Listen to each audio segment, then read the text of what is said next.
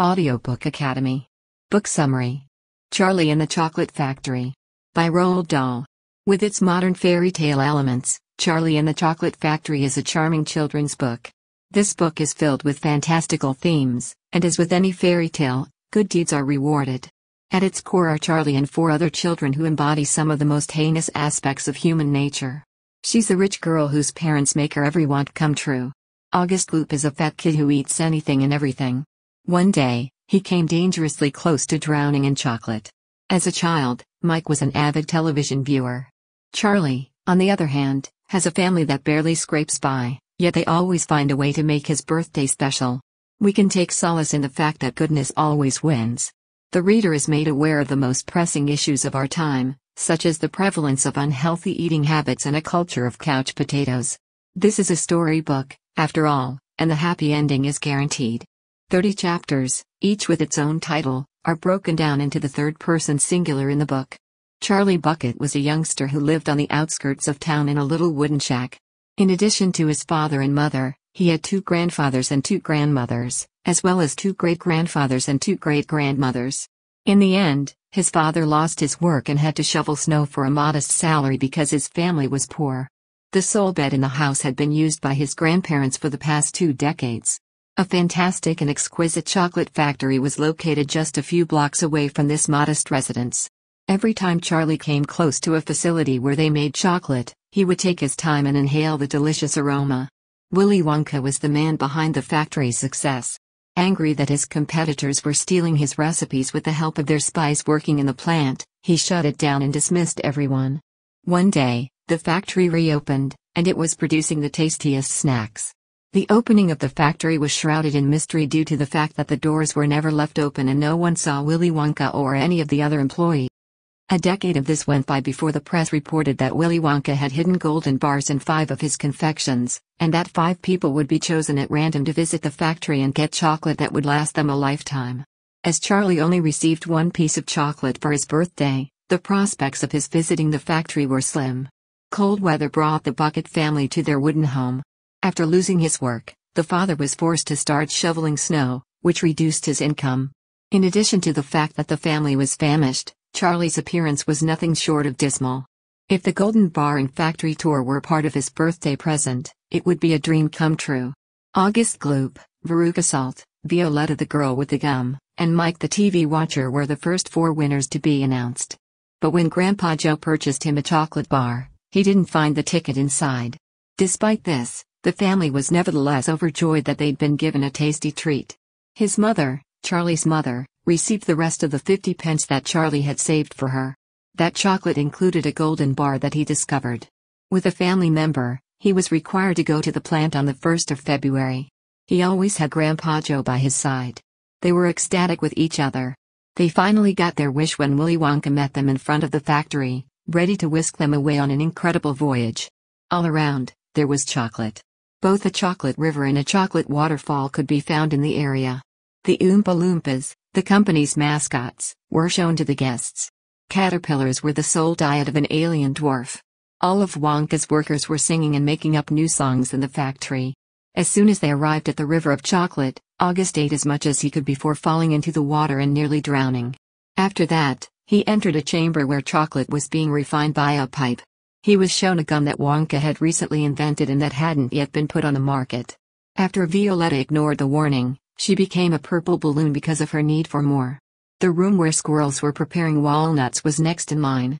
Wonka told Veruca that squirrels were not for sale, and Veruca became enraged and opened the glass door. Her hollowness was discovered by the squirrels. Throw her down the garbage disposal. Wonka then took them to the chocolate TV room, where he demonstrated his latest innovation. People might send chocolates to him via his chocolate TV. Mike adored television and aspired to be a star in his own show. He ignored Wonka's warnings and entered the TV, despite her warnings.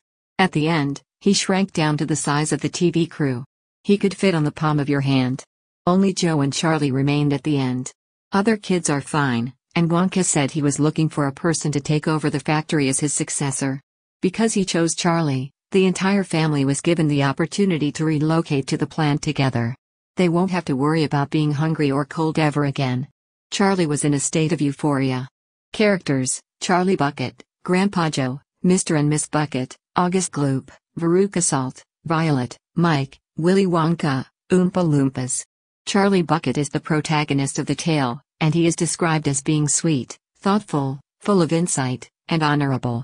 In Charlie's heart, he was always grateful to his family. He was a kid who didn't have a lot of expectations of him. He lusted after chocolate over everything else. Unfortunately, the chocolate was out of reach for the poor family. A chocolate bar was saved up every day by the family so that they could buy him one for his birthday. Inevitably, Charlie's greatest annoyance was the large chocolate factory that stood right outside his door. Even if he discovered 50 pennies on the street, Charlie demonstrated his nobility every day. A chocolate bar was purchased for him, and he donated the rest to his mother. In the center of the chocolate was a golden bar. Charlie was cared for by his grandparents, and only Charlie's father worked. The factory where he was employed sacked him. He then began shoveling snow. The family's food supply dwindled as the family's income decreased. Grandpa Joe was the oldest out of all of the grandparents. When Charlie won the golden bar, he was 96 years old, frail, and barely able to speak. When Charlie asked him to come with him to the plant, he gladly agreed. August Gloop was the first founder of the golden bar. He overindulged and didn't know when to quit eating.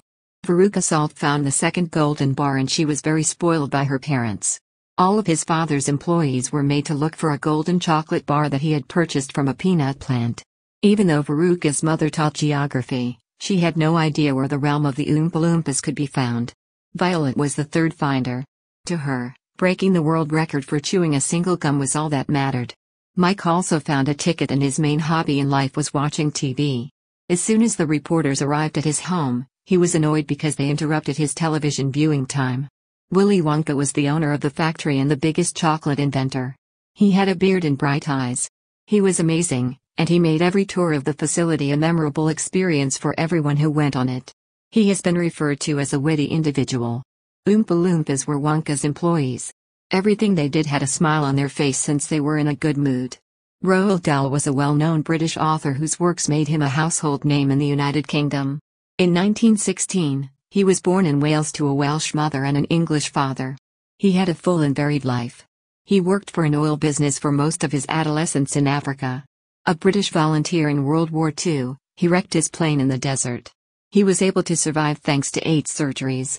He is a well-known children's author who has penned numerous screenplays.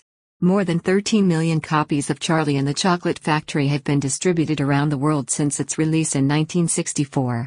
For example, Walt Disney was inspired to develop a cartoon on flying plane motors by one of his books. As a children's author, Roald Dahl was formerly attacked for his use of biting humor, but he has since been widely regarded as one of the greatest. One of his most well-known works is Charlie and the Chocolate Factory. In 1990, he was killed in a car accident. Thank you for listening in Audiobook Academy. Don't forget to subscribe and smash that like button for more content like this. See you in next video.